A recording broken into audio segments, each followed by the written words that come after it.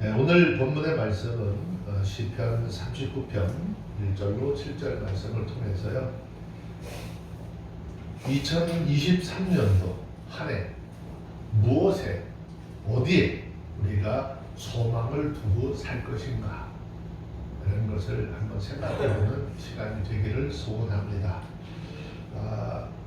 우리 삶을 돌아보면 누구나 많은 사람들이 자기 나름대로의 인생관을 가지고 있죠. 인생관을 다 가지고 살고 있는데 그 인생관을 바꾼다라고 하는 것은 참 쉽지 않은 것 같습니다. 사람마다 인생관이 처음에 어떻게 자리를 잡고 자신의 사고와 감정 그리고 삶의 태도를 결정하게 되었는지 각자 사람마다 차이는 있겠지요. 그런데 일단 문제가 고정된 자신의 인생관이 어느 순간 바뀐다는 것은 결코 쉬운 일이 아니죠. 왜? 그것이 늘 길들여져 있어요. 이거는 인생관뿐만이 아니라 우리가 먹는 음식이라든지 생활도 늘 그렇게 길들여져 있는 것이죠. 특별히 신앙도 마찬가지인 것 같아요. 신앙도 우리가 하나님의 말씀에 길들여져야 하는데 하나님의 말씀이 아닌 자꾸 사람의 소리에 길들여지는 경향이 많이 있죠. 자, 우리는 이 다윗을 통해서 다윗의 인생관이 바뀌게 되는 대전환점이 있었다라고 하는 것을 보게 되는데, 곧 사고와 전환이 그 삶 속에 일어나게 된 것이죠. 그래서 다윗이 깨닫게 된 것은 뭐죠? 인생이라는 것이 정말 아무것도 아니구나. 무언가 있는 것 같지만 없어요. 또 내 손에 있는 재물, 내가 왕으로서 쌓아놓은 모든 부귀와 보화나 이런 모든 것들, 내 손에 있는 것 같지만 내 손에서 언제 그것이 떠날 줄 모르는 것들이구나 라고 하는 사실을 깨닫게 되었습니다. 그리고 나서 결론을 내리죠. 그 결론이 이제 7절에 있는 말씀이죠. 주여 내가 무엇을 바라리요? 나의 소망은 주께 있나이다 그랬어요. 그래서 그의 마음을 세상과 재물에서 떼어서 하나님께로 돌리는 생각을 완전히 바꾸는 그런 대전환이 일어났습니다. 하지만 이와 같은 사고가 바뀌는 것은요, 아무나 할 수 있는 일일까? 그렇지 않아요.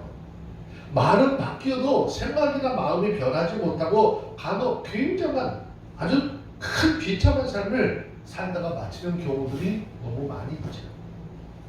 다윗처럼 사고의 전환을 통해서 인생관을 바꾸려고 할 때 어떤 특별한 동기가 따라오기 마련이죠. 우리들도 신앙생활 하다 보면 우리 신앙이 좀 더 나아지고 변화받는데 꼭 어떤 전환점들이 늘 있는 것을 발견을 하죠. 자, 시편 39편을 보면 다윗이 이 내용을 지금 하나님 앞에 기도하고 이것을 글로 쓸 때 나이가 꽤 많이 들었었다라고 하는 것을 알 수 있어요. 정확한 나이가 몇 살이었는지 그건 잘 모르겠지만 13절에 있는 말씀을 보면 지금 다윗이요 어떤 처지에 있었는가, 즉 병상에 누워 있었던 것을 알 수 있죠.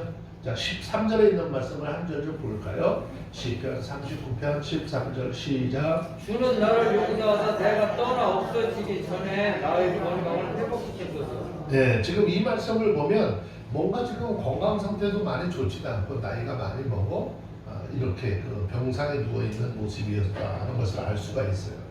자, 오늘 그래서 이 시간에는 우리가 본문의 말씀을 통해서 두 가지 메시지만 함께 살펴보고자 합니다.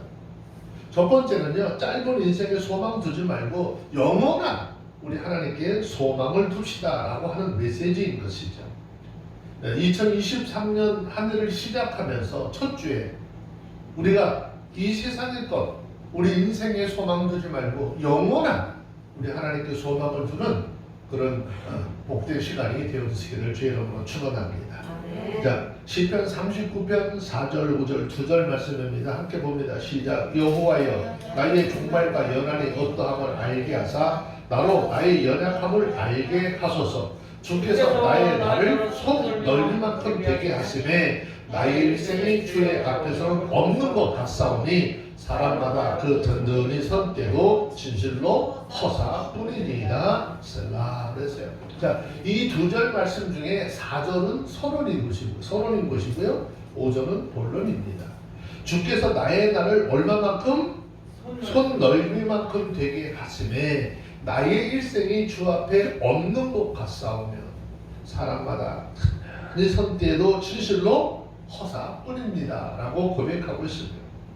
참 설명이 구차하게 할 필요도 없을 정도로 읽으면 벌써 이 말씀의 의미가 무엇인가 라고 하는 것을 금방 알 수 있는 내용이죠.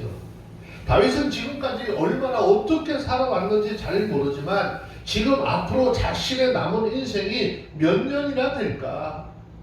그 길이가 얼마나 될까? 지금 뭐죠? 손가락으로 세고 있는 것이죠. 그리고 도대체 내가 한 생을 살았다고 하기는 하는데 그것이 고작 내가 여태까지 살아온 날의 길이가 한 뼘에 불과하구나 라고 하는 사실을 알았다는 것이죠. 그 사실을 알고 나니까 자신이 살아온 삶 너무 어처구니가 없고 실망하게 되죠. 고대 사회에서는요, 길이를 들 때 기본 단위가 뼘이었어요. 다윗이 병상에서 새삼스럽게 지금 이 사실을 깨닫게 되었는데 왕이 되어서 천하를 호령하면서 굉장히 멋지고 큰 인생을 살아온 것 같아요. 아무것도 거칠 것 없이 내가 원하는 대로 다 하면서 살아온 것 같아요. 근데 나의 생이 얼마 안 남았다라고 생각을 하니까 모든 것들이 별거 아니었었구나. 내가 엄청난 삶을 살 것 같은데 이 한 뼘뿐인 인생 하나님 앞에서는 없는 것과 똑같은 것이구나. 다윗은 하나님 앞에 자기 삶의 모습을 바로 직시하게 되죠. 창세기 5장 25절 27절 말씀에 보면 고대 사회에 장수했던 믿음의 선조들의 이름이 쭉 나열이 되어져 있습니다. 그런데 그 가운데 가장 장수했던 사람이 누구죠? 무드셀라라고 하는 사람이죠. 그 무드셀라라고 하는 사람의 기록을 보면 그의 한 생을 한 문장으로 짤막하게 요약을 해놨어요. 187세에 라멕을 낳고 라멕을 낳은 후 782년을 지내며 자녀를 낳았으며 그는 996세를 향수하고 죽었더라. 천년이라고 하는 세월을 가까이 살아간 이 사람의 삶을 한마디로 딱 요약을 해보니까 어떻게 해요? 한 뼘밖에 안 되는 거예요. 천년 가까이 산 인생이 하나님 앞에 한 뼘과 같은 그런 날이었다면 70년, 80년, 아니 요즘에 100세 시대라고 한다 할지라도 그렇게 사는 우리들의 인생 결국 보면 참 덧없이 흘러가는 것이다 라고 하는 것을 알 수 있어요. 그래서 어떤 때는 우리가 지나온 삶을 돌아보면서 성경의 말씀이 얼마나 진리인가 소름이 끼칠 때가 있죠. 더욱 오늘 말씀 가운데 5절 중간에 있는 말씀에 보면은요, 사람마다 그 든든히 선 때도 진실로 허사뿐입니다 라고 했어요. 누구에게나 든든하게 서 있는 것 같이 늙지도 않고 실패하지도 않고 잘못되지도 않을 것 같은 전성기가 늘 있었어요. 우리들의 삶을 한번 돌아보면 그렇잖아요. 아주 무풍지대, 무풍질주의 시대를 한 번씩 다 걸어왔을 거예요. 아무것도 겁나지 아니하고 뭐든지 할 수 있을 것 같은. 우리 삶 중에 그때를 가장 든든히 선 때라고 이야기할 수 있겠죠. 이때는 우리의 청춘을 자랑할 때일 수도 있습니다. 또 내가 이만큼 건강하다, 건강을 과시할 수도 있습니다. 또 세상적으로 성공을 해서 명성을 떨칠 때일 수도 있습니다. 누구나 이럴 때 한 번씩은 다 지나왔어요. 그럴 때 많은 사람들은 무엇인가 영원한 유산을 남기고 싶어하는 욕망을 갖게 되는 것이겠죠. 죽음 후에 사람들이 자신을 기억해 주기를 바라고 두고두고 자기의 업적을 인정해 주기를 바라는 그런 마음을 갖게 되는 것입니다. 그러나 언젠가는 자기가 세운 그 기록이 깨어지는 날이 오고 그 사람의 명성도 사라지고 공로도 잊혀지는 날이 반드시 오게 될 것이다 라는 것입니다. 그러므로 우리는 하나님 앞에 젊다고 어떻게 교만하지 말라는 거예요. 건강하다고 천년만년 살 것 같이 거드름 피우지 말아야 하고, 사회적으로 성공했다고 큰소리 치지 말라라는 거예요. 그 이유에 대해서 성경은 이사야서 2장 22절에서 이렇게 말씀하고 있는데, 성경 한 문절 찾아볼까요?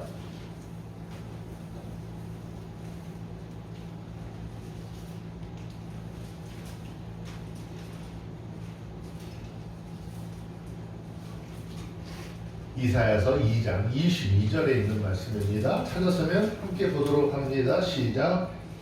너희는 인생을 의지하지 말라. 그의 호흡은 코에 있나니 수에 칠 가치가 어디 있느냐 그랬어요. 우리가 이 육신이 아무리 건강하고 뭔가 대단한 것 같아도 코에 숨이 끊어지면 수에 끼일 가치조차, 손으로 그 사람의 삶의 가치를 어떻게 헤아릴 가치조차도 없는 그러한 존재라는 말씀이죠. 흔히 이야기하는 목사는 하나님으로부터 특별한 부름을 받고 한평생 복음을 전하기 위해서 교회를 위해 헌신할 수 있도록 따로 세움을 입은 자라고 이야기합니다. 그래서 이 세상에 살면서 세상적인 직업 갖지 않습니다. 오직 복음을 위해서 평생 하나님께서 시키는 일을 하는 사람이죠. 어떻게 보면 신앙적으로 보면 일반 평신자보다 좀 더 보람을 느낄 수 있는 자리일 수도 있습니다. 그러나 이렇게 평생 복음과 교회를 위해 살다가 가기 때문에 뭔가 나을 것 같지만 인생의 허무라는 것 똑같이 느끼는 거예요. 이 땅에 위대한 목사님들이 얼마나 많았었는지 참 많았어요. 그분들이 한참 정성 밑에요. 그 설교 한마디를 들으려고요. 수천 수만 명의 사람들이 몰려들었어요. 영감이 넘치는 설교 말씀 앞에 모든 청중들이 하나님의 은혜를 받아 새 사람이 되어지는 역사가 일어났습니다. 그 설교의 현장 속에서 하나님의 은혜로 치유의 역사도 일어났습니다. 그리고 그분을 기념하기 위해서 많은 책들이 나왔고 기념관도 세워집니다. 하지만 10년, 20년, 30년 지나고 난 후에 과연 무엇이 남아있을까? 그 메시지가 어디 있고 그 메시지를 듣고 감동했던 청중들이 다 어디 갔을까? 남겨놓은 책들이요. 지금 다 고서가 되어서요. 저기 큰 책방에다 가서 뒤져봐야 간신히 발견할 수 있을지 모르는 것입니다. 그분들을 기념해서 세운 탑, 집, 모든 것들이 소용이 없습니다. 나중에는 관리할 사람조차 없어서 먼지가 가라앉는 초라한 모습으로 변할 수밖에 없는 것이죠. 그래서 이전 세대를 다음 세대가 기억하지 못한다라고 하신 이 하나님의 말씀이 맞는 것이에요. 세상의 것은 다 그럴 것입니다. 우리가 이런 사실들을 깊이 인정해야 하는 것이죠. 자, 성경은 시편 89편 47절 말씀에서 이렇게 말씀하고 있죠.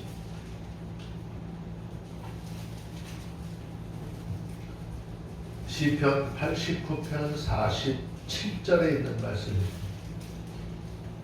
찾으셨으면 한번 볼까요? 읽습니다. 시작.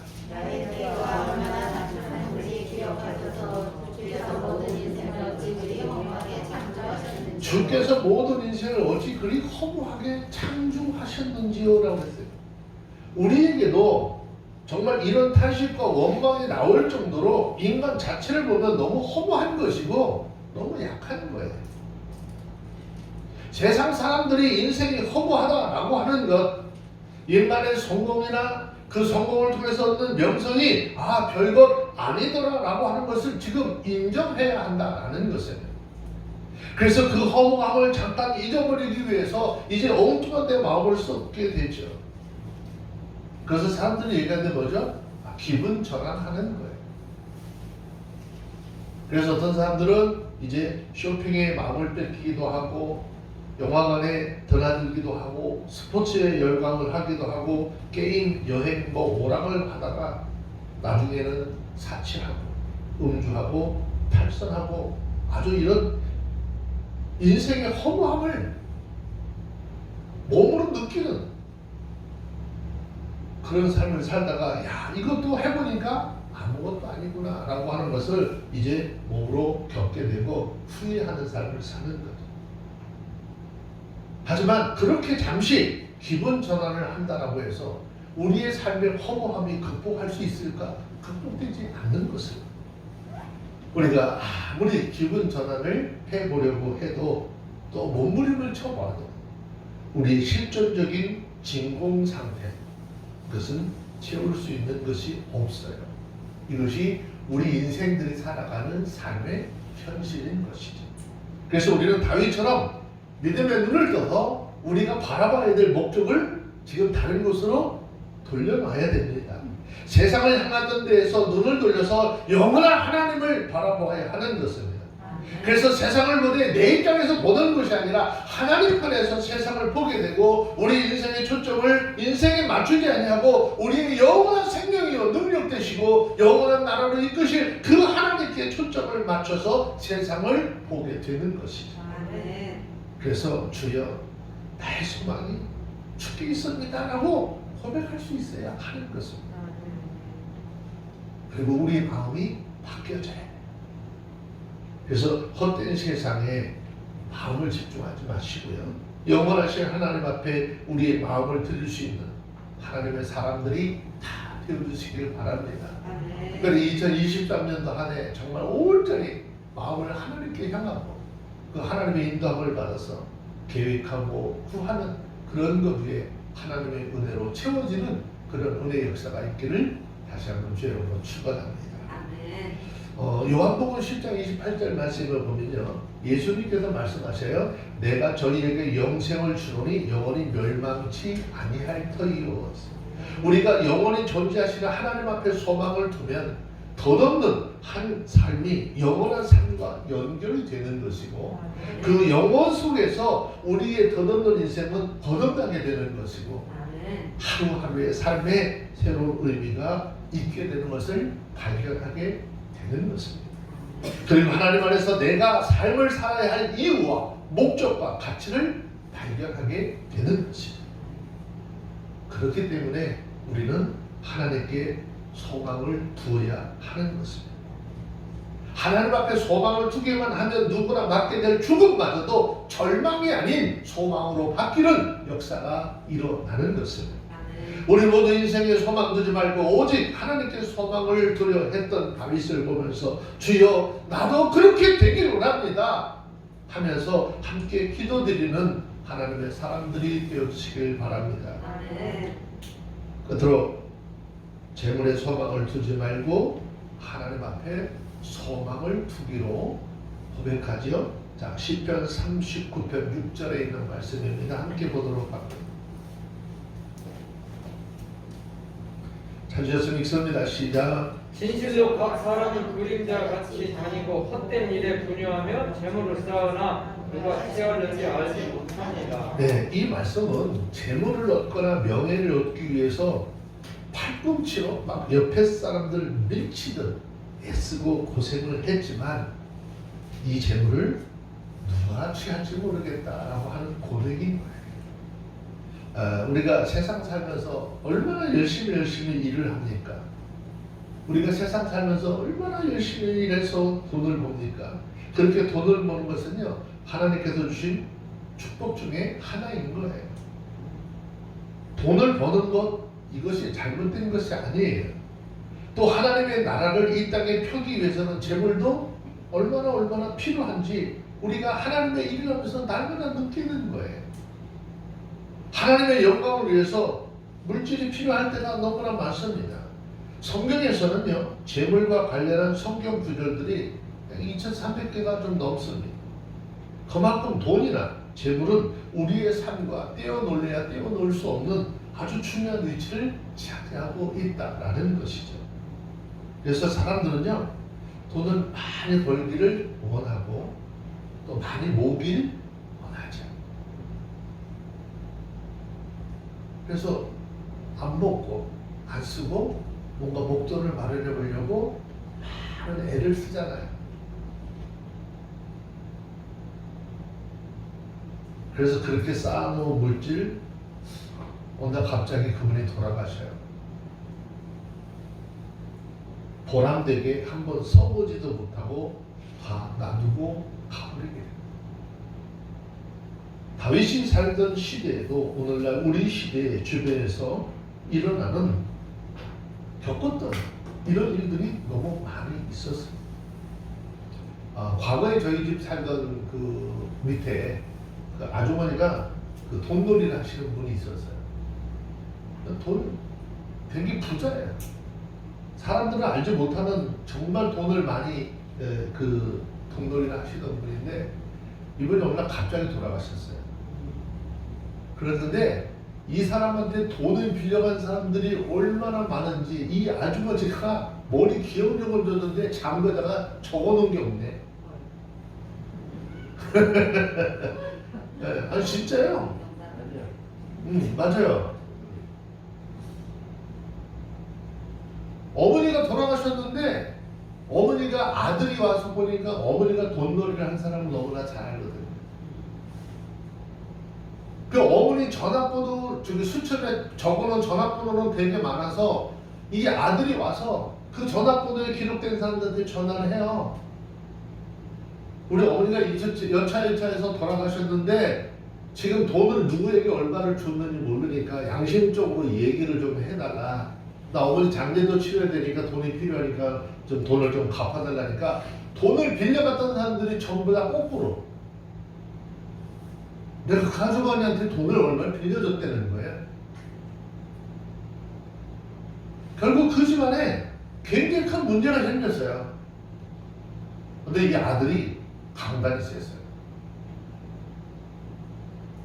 엄마가 빌려준 돈을 포기를 하겠지만 엄마한테 돈 빌려줬던 사람들이라고 한 사람도 돈 하나도 안 갚아주겠다. 왜? 엄마한테 돈 빌려준 거 차용증 있으면 가져와. 해줄게. 우리 어머니 살아생전에 이웃들을 믿고 돈도 그냥 빌려주고 이렇게 했었는데 어떻게 사람이 죽었다 그래서 사람들이 이렇게 변할 수 있느냐.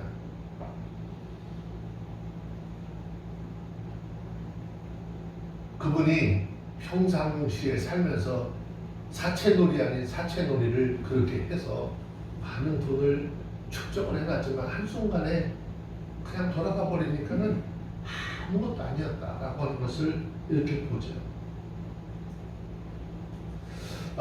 유명한 소설가인 오헬리 씨가 쓴 단편 소설에 보면 돈이 우리를 만족시킬 수 있는 것은 우리 인생의 12분의 1밖에 되지 않는다라고 하는 내용이 있어요.